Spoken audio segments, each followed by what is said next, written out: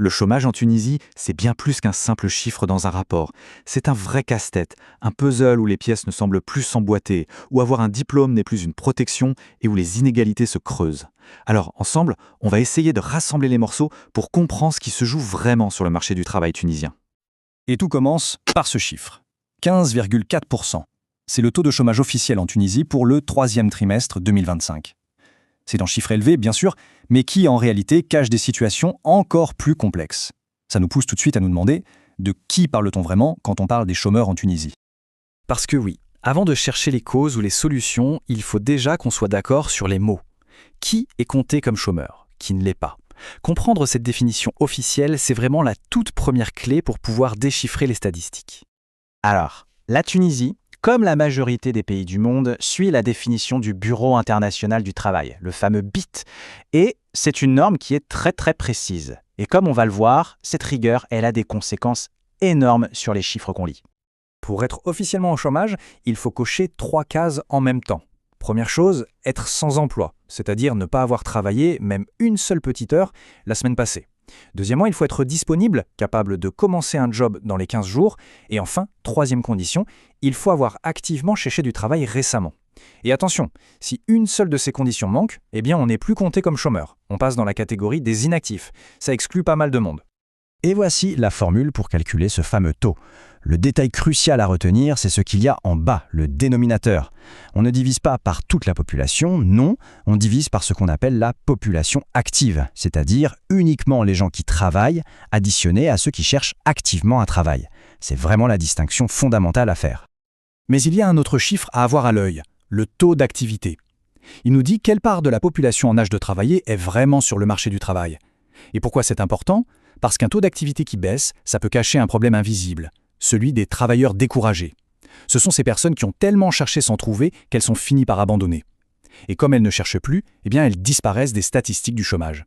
Ce qui est intéressant avec cette méthode de calcul, c'est qu'on peut l'appliquer à des groupes plus petits. Par exemple, si on prend juste la population active féminine, on peut calculer un taux de chômage rien que pour les femmes. Et comme on va le voir dans un instant, les résultats n'ont absolument rien à voir. Bon, maintenant qu'on est au clair sur les définitions, on peut se poser la question des causes. En économie, c'est un peu comme si on avait deux médecins au chevet du même malade, mais avec deux diagnostics totalement opposés. D'un côté, on a l'école néoclassique et de l'autre, l'école keynésienne. Deux visions et donc deux remèdes très différents.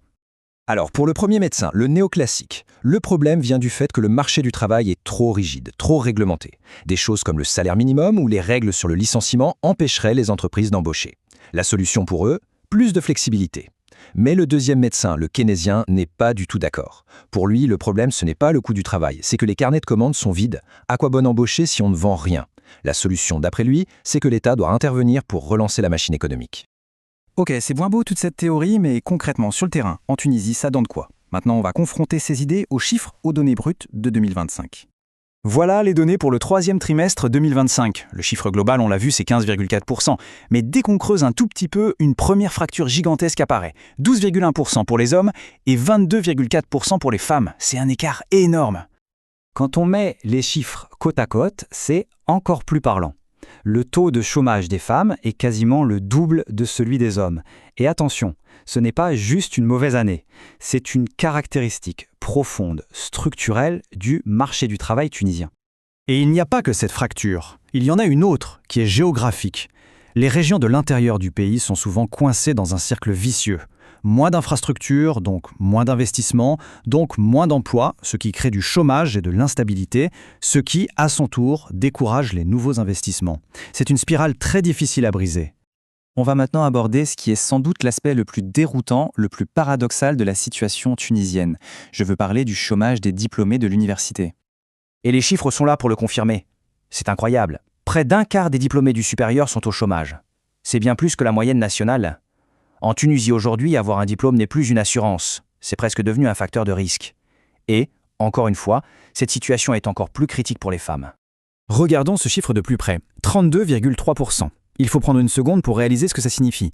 Ça veut dire que près d'une femme diplômée sur 3 qui cherche activement un travail n'en trouve pas.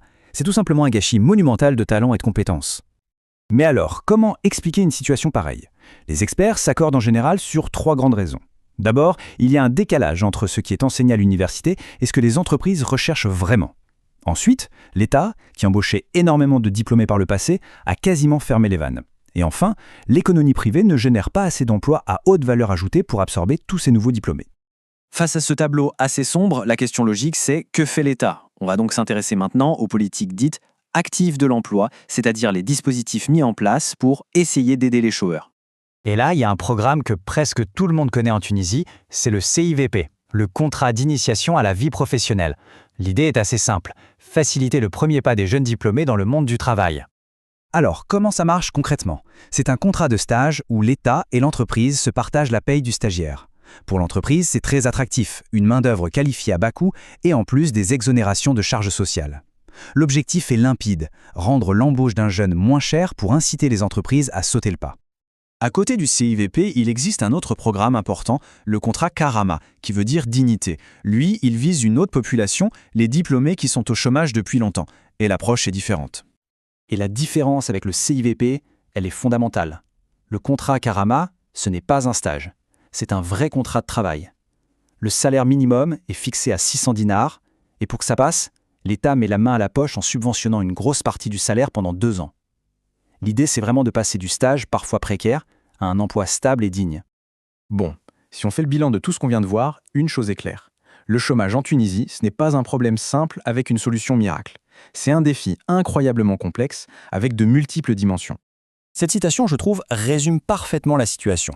En gros, qu'est-ce que ça veut dire? Ça veut dire que la Tunisie a le pire des deux mondes. D'un côté, une économie qui ne tourne pas assez vite pour créer assez d'emplois, c'est le problème keynésien, et de l'autre, des blocages profonds dans le système lui-même, comme les diplômes inadaptés, c'est le problème néoclassique. Et ça nous laisse avec la question centrale, la question à 1 million de dinars. Est-ce que toutes ces politiques qui cherchent à améliorer l'offre de travail, en formant mieux les gens ou en baissant le coût du travail, peuvent vraiment fonctionner si la demande, c'est-à-dire la croissance, la création de nouveaux postes, n'est pas au rendez-vous? C'est tout le dilemme que la Tunisie doit affronter pour son avenir.